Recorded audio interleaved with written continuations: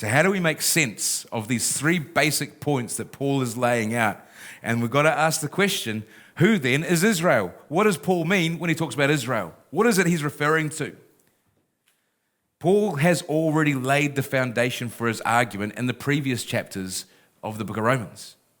And we need to go back and remind ourselves of that if we're going to make sense of what Paul is saying here in Romans chapter 9. Flick back to Romans chapter 2, verses 28 through 29.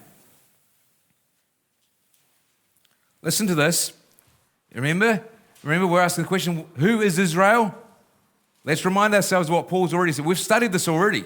We've already gone through this in the preaching. So I'm just reminding you of what I've already taught you. All right, listen to this, verse 28. A person, is not, a Jew who is one outwardly only.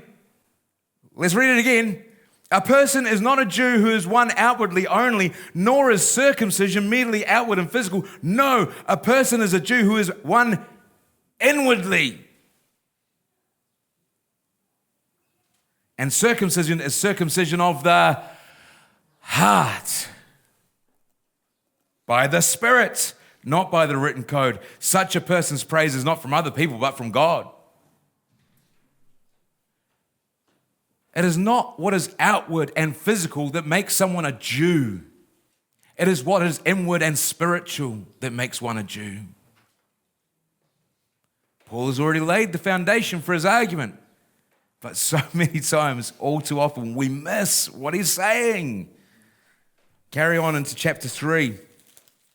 Have a look in chapter 3, verse 9 through 20. We're just going to read this chunk. What shall we conclude then? Do the Jews have any advantage? Not at all.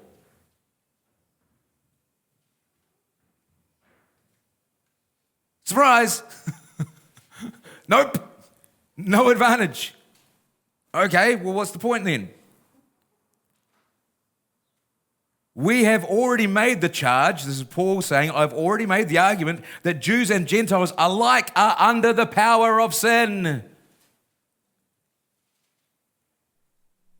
Would you like Paul to be any more explicit for you? It's funny how we don't tie these things together, isn't it? Let's carry on. As it is written, there is no one righteous, not even one. There is no one who understands. There is no one who seeks God. All have turned away. They have together become worthless. There is no one who does good, not even one. Their throats are an open grave. Their tongues practice deceit. The poison of vipers is on their lips. Their mouths are full of cursing and bitterness. Their feet are swift to shed blood. Ruin and misery mark their ways, and the way of peace they do not know. There is no fear of God in them before their eyes. Now we know that whatever the law says, it says to those who are under the law, so that every mouth may be silenced and the whole world may be held accountable to God. Therefore, no one will be declared righteous in God's sight by observing the law. Rather, through the law, we become conscious of sin. What advantage does the Jew have then? None. Moving on. Pick it up in verse 28, same chapter 3, verse 28.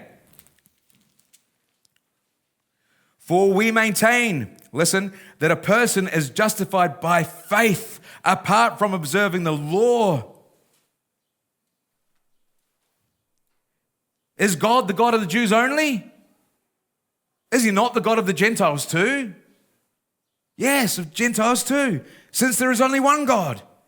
Who will justify the circumcised by faith and the uncircumcised through faith? That same faith. Do we then nullify the law by this faith? Not at all. Rather, we uphold the law. You see what Paul is driving at here? It's got nothing to do with bloodline. It's got nothing to do with your ancestry. It's got nothing to do with the outward marks of religiosity or belonging. It's got everything to do with the inward. It's got everything to do with the heart and the spirit. One is not a Jew by descendants. One is a Jew by the circumcision of the heart by the Spirit. And this happens by faith. That's Romans chapter 2, Romans chapter 3. What's Romans chapter 4 about, folks? Abraham, the example of faith. Right? Romans chapter 4, pick it up at verse 7. Blessed are those whose transgressions are forgiven them, whose sins are covered. Blessed are those whose sin the Lord will never count against them. Is this blessedness only for the circumcised or also for the uncircumcised?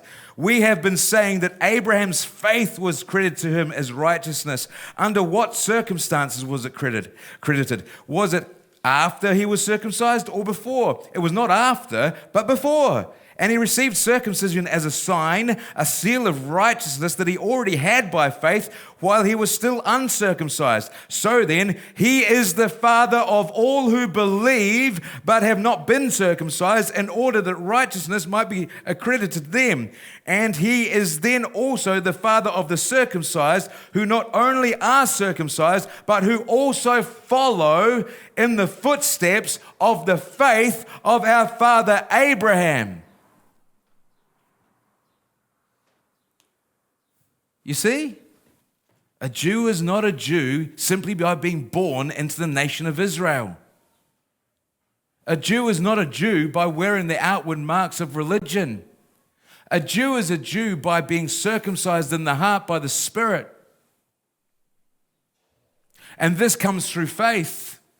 And so Abraham is the father of all who believe. And what does it mean to be the people, descendants of Abraham?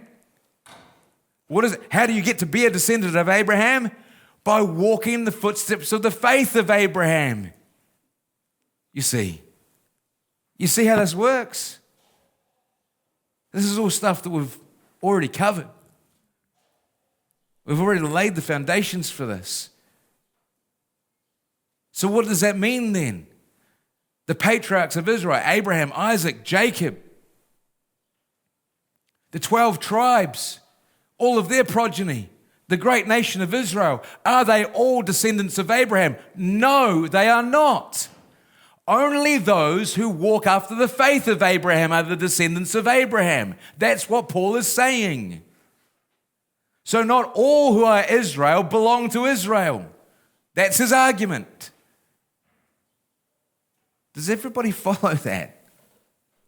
All the work Paul has already put back into the scripture. He's already done the work.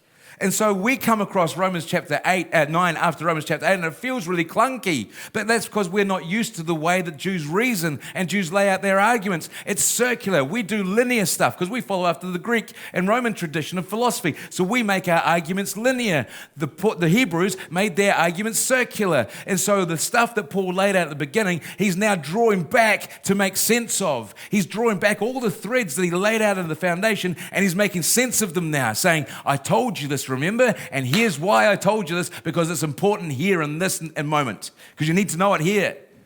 And so we're doing the same. We're dragging back all that stuff from Romans 2, 3, and 4 to make the point here in 9 that not all who are descended from Israel belong to Israel. You must be born of the same faith and walk in the same footsteps of the faith of Father Abraham. Have I made the point clear? Have I laid out the arguments nicely for everybody to understand? All right? Okay. I'm going to take a little moment to go on just a quick, bless you.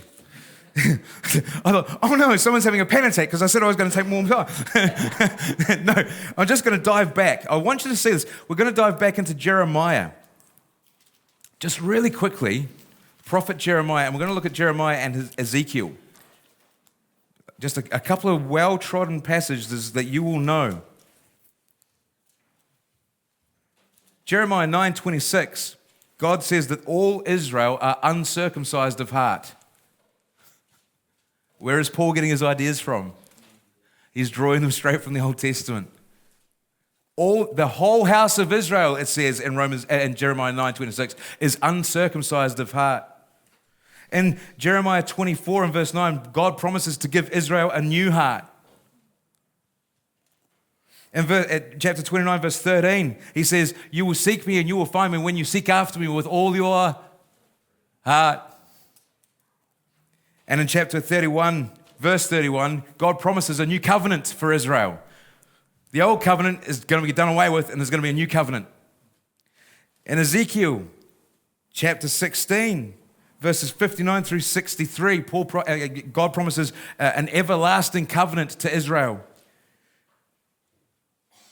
In chapter 36 and verse 26, he says he's going to take away their hearts of stone and give them hearts of flesh. We all know this stuff, right? We all know these passages really well, but we don't make the connections. Chapter 37, verse 26, I'm going to make an everlasting covenant with Israel, says God, and it'll be a covenant of peace.